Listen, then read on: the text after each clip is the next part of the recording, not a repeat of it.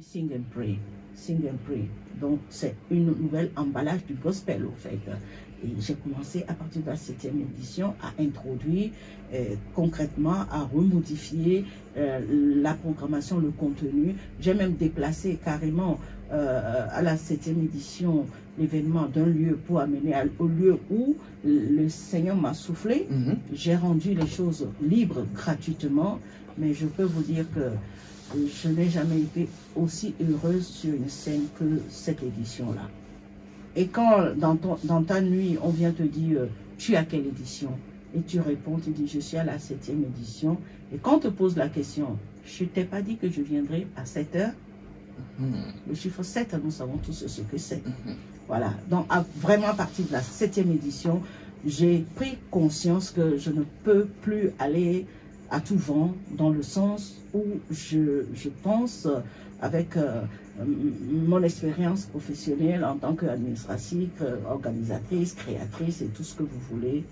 Et c'est là où, depuis à partir de la 7e édition, j'ai commencé à chercher vraiment l'intimité avec Dieu.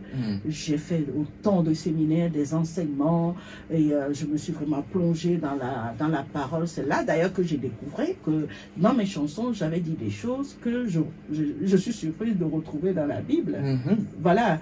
Et donc, je considère que des fois, mes chansons, pour moi-même, c'est comme si inconsciemment je prophétisais sur ma vie. Voilà. Je disais des choses et puis après je réalisais que ce que j'ai dit, voilà ça, il y a ça, il y a ça. Voilà. Donc je veux dire, la caravane d'Afrique, après cette allure-là, vous étiez tous au courant qu'à Dapaon, j'avais fait la pose de la première pierre. Telle que la pierre est posée, elle était là depuis la 7e édition. J'ai été vraiment arrêtée. Et qu'il a fallu que je prenne la direction qu'il faut. Et puis un matin, je méditais, cherchant l'intimité avec le Seigneur. J'ai dit, mais Seigneur, voilà, et cette terre-là, qu'est-ce que j'en fais? Et tu sais qu'il y a des gens qui ont faim. Cette terre-là, tu n'as pas construit dessus. Pourquoi tu ne mettrais pas une semence? C'est là où j'ai commencé à chercher l'équipe pour semer sur ce terrain. Et l'année dernière, au mois d'octobre dernier, quand j'ai mis la semence, je ne savais vraiment pas ce que j'allais en faire. Et puis tout d'un coup, ça m'est venu comme ça. Souvent, quand je vais aller lire, je vais aller sur les veuves, je vais aller sur les orphelins. Et je me suis dit, tiens, la récolte, je vais la distribuer aux veuves et aux orphelins.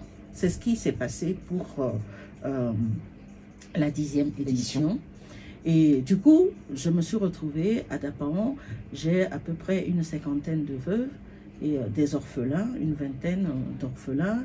J'en ai à Aného, j'en ai à Badoubé, et aujourd'hui je suis en train d'implanter encore Caravane d'Afrique Ministry vers Paligny. Voilà, donc je veux dire, c'est les seules fois où j'ai fait la caravane sans stress. Parce que la main de Dieu, quand Dieu te dit va, c'est qu'il a tracé le chemin. Mais dans les premières jusqu'à la 7e édition, y compris l'édition que j'ai fait au Togo ici, mais je suis repartie tellement fatiguée, tellement essoufflée de l'organisation.